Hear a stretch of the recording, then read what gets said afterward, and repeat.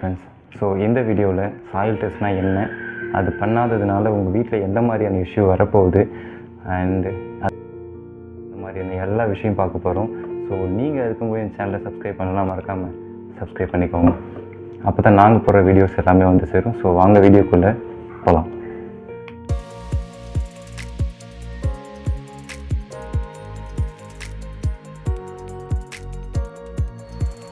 Soil டெஸ்ட்னால் என்ன, அதுதான் இந்த வீடியோ. அதில் நான் ரொம்ப டெக்னிக்கலாக போக விரும்பலை. சப்போஸ் உங்களுக்கு அந்த மாதிரி டெக்னிக்கலாக தேவை, சாயில் டெஸ்ட் ரிப்போர்ட் எப்படி ரீட் பண்ணுறது, அதில் என்னென்ன மாதிரி விஷயங்கள்லாம் பார்க்கணும் அப்படின்னு தேவைப்பட்டால் கூட கமெண்ட்டில் சொல்லுங்கள். நம்ம வந்து அதை பற்றி தனியாக ஒரு ப்ரீஃபான வீடியோ போடலாம். ஸோ இந்த வீடியோவில் சாயில் டெஸ்ட்னால் என்ன, அதனால் அது பண்ணாததுனால எந்த மாதிரியான இஷ்யூஸ் வருது, அது ஏன் கண்டிப்பாக பண்ணியே ஆகணும் அப்படின்றது. சாயில் டெஸ்ட் அப்படின்றது உங்களுடைய லேண்டில் இருக்கக்கூடிய சாயில் எந்த மாதிரியான சாயில், ஃபார் எக்ஸாம்பிள் ஒரு கிளேவா இல்லை சில்ட்டா, இந்த மாதிரி இன்னும் நிறைய டைப்ஸ் ஆஃப் சாயில்ஸ் இருக்குது. ஸோ அந்த சாயில் டைப்பில் உங்களுடைய சாயில் வந்து என்ன மாதிரியான சாயில் அப்படின்னு சொல்லிட்டு ஒரு டீட்டெயில் ரிப்போர்ட் கொடுப்பாங்க. அது வந்து எந்த மாதிரியான இதில் எடுப்பாங்கன்னா, ஒரு போர் வந்து பண்ணிவிட்டு அது வந்து ஒரு 20 to 30 ஃபீட் ரேஞ்சுக்கு வந்து டெப்த் பண்ணுவாங்க. பண்ணிவிட்டு அதிலேருந்து கலெக்ஷன்ஸ், அதாவது சாம்பிள்ஸ் கலெக்ட் பண்ணிவிட்டு எந்த ரேஞ்சில் வந்து உங்களுக்கு வந்து ஒரு ஹார்ட் ராக் லேயர் கிடைக்குது, எந்த டைப் ஆஃப் சாயில் வந்து உங்கள் லேண்டில் இருக்குது, இந்த சாயிலுக்கு நம்ம எந்த மாதிரியான வீடு அந்த மாதிரியான ஃபூட்டிங் நம்ம போகலாம். ஃபார் எக்ஸாம்பிள் இப்போ ஒரு மேட் ஃபூட்டிங், இல்லைனா ஒரு நார்மல் ஃபூட்டிங், ஒரு ஸ்டெப்புடு ஃபூட்டிங், இல்லைனா ஒரு ஹை ரேஞ்சில் இருக்கக்கூடிய ஒரு பைல் ஃபூட்டிங், இந்த மாதிரி எந்த மாதிரியான ஃபூட்டிங் போகலாம் அப்படின்ற சொல்லி எல்லா விஷயத்தையுமே வந்து இந்த சாயில் டெஸ்ட் வந்து தெளிவாக சொல்லும் நமக்கு. அண்டு நிறைய மேஸ்திரி கிட்ட, இல்லை நிறைய பெரிய பில்டர்ஸ் கிட்டலாம் இந்த ஒரு வேர்டு கேட்க முடியுது. அதாவது என்னென்னா, இப்போது சார் நான் வந்துட்டு என்ன சொல்கிறாங்கன்னா, இப்போது கிளைண்ட்ஸ் நிறைய பேருக்கு வந்து தெரியுது சாயில் டெஸ்ட் பண்ணணும் அப்படின்ட்டு. ஸோ அவங்க போய் கேட்கும்போது என்ன சொல்கிறாங்கன்னா, சார் நான் என்ன சார் உங்கள் பில்டிங் G+1 தானே, ஃபஸ்ட் ஃப்ளோர் வரைக்கும் தானே போகிறீங்க, நான் இந்த ட்ராயிங்கை வச்சு நான் வந்து ஒரு 6 ஃப்ளோர் 7 ஃப்ளோர் வரைக்குமே கட்டியிருக்கேன், நீங்கள் என்ன சார் பயப்படுறீங்க, அப்படி அது இல்லாமல் இங்கேருந்து ஒரு 20 இங்கேருந்து ஒரு அரை கிலோமீட்டரில் ஒரு பில்டிங் பண்ணியிருக்கேன் சார், அங்கேருந்து இங்கே என்ன சேஞ்ச் ஆகிட்டு போகுது, இந்த மாதிரியான வேர்ட்ஸ் நிறைய சொல்லி காம்ப்ரமைஸ் பண்ணுறாங்க. ஸோ அந்த மாதிரி எதுவும் இல்லாமல் சாயில் டெஸ்ட்டு வந்து ஒரு சாயிலோடைய 30 to 40 ஃபீட் ரேஞ்சிலே வந்து கீழே வந்து சேஞ்சஸ் நிறைய இருக்கும்.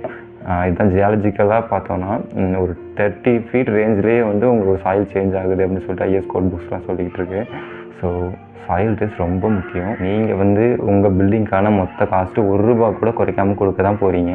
ஸோ நீங்கள் ஏன் அதை வந்து காம்ப்ரமைஸ் பண்ணிக்கணும், எனக்கு இது வேணும்னா வேணும், கண்டிப்பாக சாயில் டெஸ்ட் எனக்கு எடுத்து தான் ஆகணும், என் லேண்டில் என்ன இருக்குது, என்ன மாதிரியான சாயில் இருக்குதுன்னு நான் தெரிஞ்சுக்கிட்டு தான் ஆகணும் அப்படின்னு சொல்லி நீங்கள் வந்து ஸ்ட்ரிக்டாக கேட்டு உங்கள் பில்டிங்கோட சாயில் டெஸ்ட் எடுத்து அதோட ரிப்போர்ட் என்ன இருக்குதுன்னு பார்த்துட்டு அதுக்கப்புறமா வீடு கட்ட ஸ்டார்ட் பண்ணுங்கள். ஸோ சாயில் டெஸ்ட்னால் என்ன, அது வந்து என்ன மாதிரியான விஷயங்கள் சொல்லுது, எதுக்காக பண்ணணும் அப்படின்றதெல்லாம் இது வரைக்கும் பார்த்தோம். ஸோ இப்போது சாயில் டெஸ்ட் பண்ணலை அப்படின்னா உங்கள் பில்டிங்கில் எந்தெந்த மாதிரியான இஷ்யூஸ் வரும்னு சொல்லிட்டு இப்போ பார்க்கலாம். டெஸ்ட் பண்ணாததுனால நடக்கிற ஒரு மேஜரான இஷ்யூ என்ன அப்படின்னு பார்த்தீங்கன்னா, செட்டில்மெண்ட். அதாவது உங்கள் ஃபூட்டிங் இப்படி இருக்குன்னா, உங்கள் ஃபூட்டிங்க்கு கீழே இருக்க சாயில் வந்து ஆட்டோமேட்டிக்காக உங்கள் பில்டிங்கோட லோடு தாங்க முடியாமல் ஆட்டோமேட்டிக்காக செட்டில் ஆகும். அப்படி செட்டில் ஆகும்போது ஒரு ஃபூட்டிங் இந்த ரேஞ்சிலையும் இன்னொரு ஃபூட்டிங் இந்த ரேஞ்சிலையும் இருக்கும்போது அது ஆட்டோமேட்டிக்காக இப்படி டில்ட்டாக ஸ்டார்ட் ஆகும். அப்படி டில்ட் ஆகும்போது உங்கள் பில்டிங் ஆட்டோமேட்டிக்காக டில்ட் ஆகும். அப்படி டில்ட் ஆகிறதுனால நிறைய வீடியோஸ்லாம் நீங்கள் பார்த்துருப்பீங்க எதனால் அப்படின்னு சொல்லிட்டு. மோஸ்ட்லி இப்போ உங்களுக்கு புரியும்னு நினைக்கிறேன். உங்களுடைய வால்ஸ்லன்னு பார்த்தீங்கன்னா மேஜரான கிராக்ஸ் வந்து ஃபார்ம் ஆகும். அதை உங்களால் கண்ட்ரோலே பண்ண முடியாது. ஒன்ஸ் நீங்கள் இதில் வந்து விட்டிங்கன்னா உங்கள் பில்டிங்ஸில் வர்ற மேஜர் கிராக்ஸ் வந்து இதனால தான் வரும். Settlement one side up down, one side இந்த மாதிரியான கிராக்ஸ் ஃபார்ம் ஆகும்போது அந்த லோடை வந்து ஈவனாக கேரி பண்ண முடியாமல் என்னாகும்னா ஒரு சைட்லேருந்து ஸ்டார்ட் ஆகி இந்த மாதிரி கிராக்ஸ் வந்து ஃபார்ம் ஆகும். இந்த கிராக்ஸை வந்து என்ன பண்ணாலுமே உங்களால் கண்ட்ரோல் பண்ண முடியாது. நீங்கள் திருப்பி உடைச்சிட்டு திருப்பி பிரிக் ஒர்க் பண்ணாலுமே மறுபடியும் அந்த கிராக் ஃபார்ம் ஆகிட்டே தான் இருக்கும். ஏன்னா இது நம்ம கண்ணுக்கு கீழே நடக்கிற விஷயம். ஸோ சாயில் டெஸ்ட்டோட இம்பார்ட்டன்ஸ் ரொம்ப ரொம்ப ரொம்ப ரொம்ப முக்கியம். இது பண்ணும்பொழுது தான் உங்களோட லேண்டு எவ்வளோ கேரி பண்ணணும்னு தெரிஞ்சுக்கிட்டு அதுக்கான ஃபூட்டிங் முன்னாடி நீங்கள் போட்டிங்கன்னா இந்த கிராக்கை கண்டிப்பாக அவாய்ட் பண்ணலாம்.